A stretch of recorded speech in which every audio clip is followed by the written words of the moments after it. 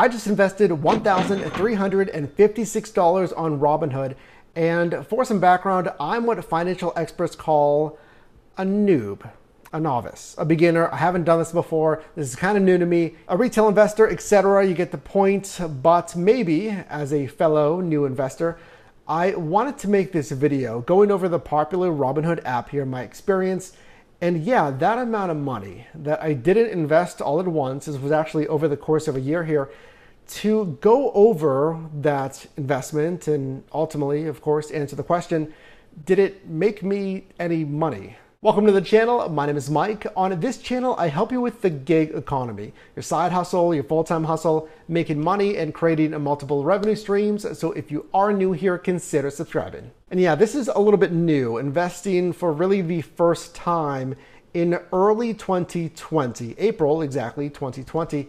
So let's go over what I did, again, my experience, some of the movements in my portfolio, and then ultimately the earnings 1 year later. And of course, that mandatory disclosure, this is for entertainment purposes only, and this is not professional, legal investing, or financial advice.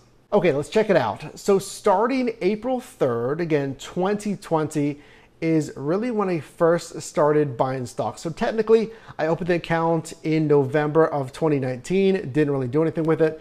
And then again, made really my first moves April 3rd, 2020. So going into my actual early investing history here, so we'll actually see things like this, just free stocks, incentive stocks with Robinhood.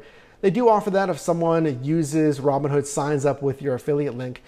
But here's my first actual purchase using my own money. We can see Logitech, we see some Delta again, and then we have a 2X on Dave & Buster's, and then Delta a third time. Continuing up, we have my first position in Tesla. We have Amazon, some more Tesla, etc. So my novice strategy was having at least that baseline knowledge of investing basics. That was number one. But doing my own research and really ultimately listening to those who had the actual experience.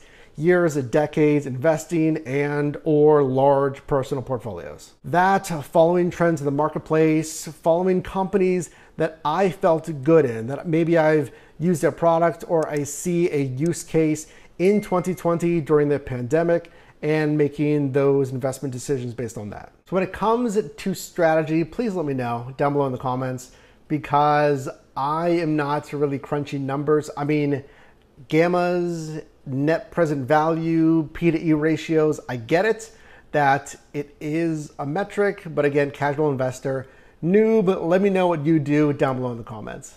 So yeah, really my expectations, what did I actually think this was gonna do? So here's my expectations. And again, kind of share a little bit about your expectations with your portfolio, just on your experience level with investing. So number one, I expected or hoped for appreciation to make this investment, and then months, a year plus down the road to have, again, some earnings, some appreciation on that investment. Number two, with yields of that appreciation, I expected to make more money than just putting this money in a savings account, let's say. And then number three, the spending. So I saw, at least what I felt like were a lot of opportunities, especially, again, with the pandemic, with really Q2, Q3 of 2020, really rock bottom stock prices from what I've been seeing, and just the ongoings in these investing communities, that was a fantastic time to buy. But I was also realistic with my liquid capital of what I wanted to allocate and be financially responsible with these stocks. So let's get back to a few more buys here. So now we are mid 2020. We see a Peloton here. Again, just looking at companies that I saw some promise in Q2, Q3, Q4 of 2020. And, you know, with everyone being at home workouts, I was in San Diego at the time, and they had the gyms closed, so I saw some promise there. Again, the Delta, the airlines, I mean, buying low because I knew that eventually we'd get back to traveling. The Dave & Buster's, same kind of thing there. I saw some good, quick appreciation there, so I just kept buying the Dave & Buster's. And then we actually see some one-off stocks here, ones that I typically wouldn't buy, and these are some affiliate stocks as well. Tesla, that's kind of a long-term hold for me, just a company that I believe in, and then a few others here. let's talk about using Robinhood, especially if you're new here. I just want to give you a quick review of the actual app and how was it to use, because this really is 1 year later using the Robinhood app for really the first time investing, the first time for me opening a portfolio. Let me know if it's the same thing for you here.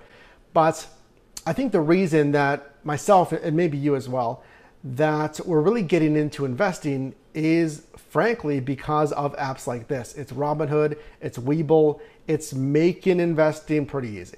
I mean, I like a company, I see some basic charts that I can follow. It's not too crazy, right? I'm not seeing crazy analytics, and sure, you can get some pretty crazy metrics, but I can just buy, and actually I can buy fractional shares as well, because there's no way I could afford at the time a full share of, let's say, Tesla or let alone Amazon.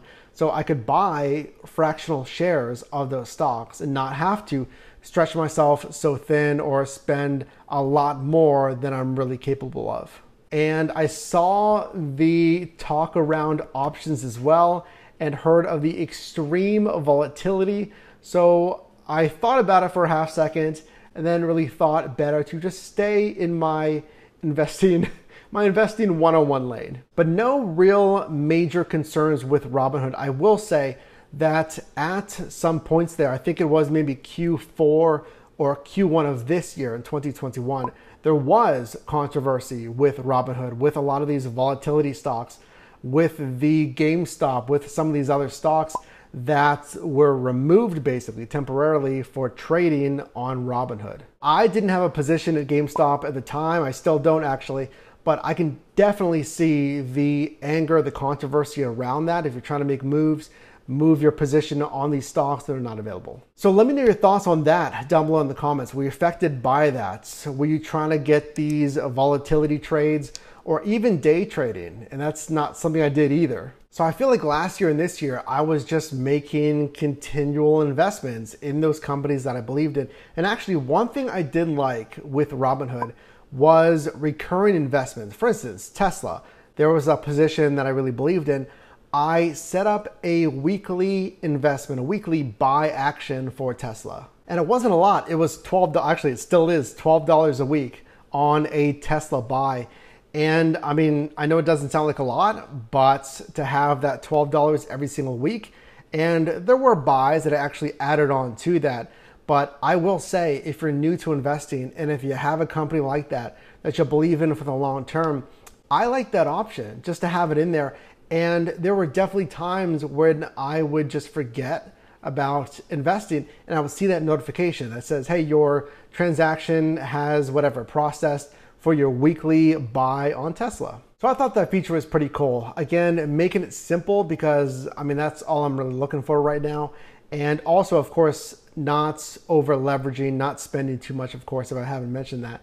But let's go over the results and now the numbers. Okay, so initially going through my deposits, actually taking money from my bank account into Robinhood. So that was a total of $1,356 from April 3rd, 2020 until present. And then also the referral stocks, as I mentioned earlier, if someone does sign up with your affiliate link, you do get referral stocks and they get free stocks as well. So I earned $243.98 in those referral stocks. So checking the numbers now on my portfolio, the actual overall equity, the complete value right now. So filming this video, it is June 2nd, and right now that value is, it's always changing, but right now it's around $2,564. That's a gain of approximately $1,208 or approximately an 89% increase. So again, certainly not an investing expert or a financial expert here, but that's my experience. And you know, there's other things to consider. If I sold some of this portfolio, you have capital gains tax, etc., other things to consider. But right now, I'm not really looking to do that. I'm looking to, again, hopefully appreciate this portfolio, putting money into the stocks that I really believe in, and then just simply moving around my position, not necessarily making big sells on this portfolio. I like it. It's been pretty good. And at least from these basic numbers here, we're seeing some appreciation. But again, as a novice, I'm interested to hear your thoughts on this experience, or if you're new as well, any questions, feel free to comment down below. But But if you got value in this video, definitely drop me a like. And you can also click or tap the screen here for my newest video, as well as a video recommended for you. And I'll see you in the next one.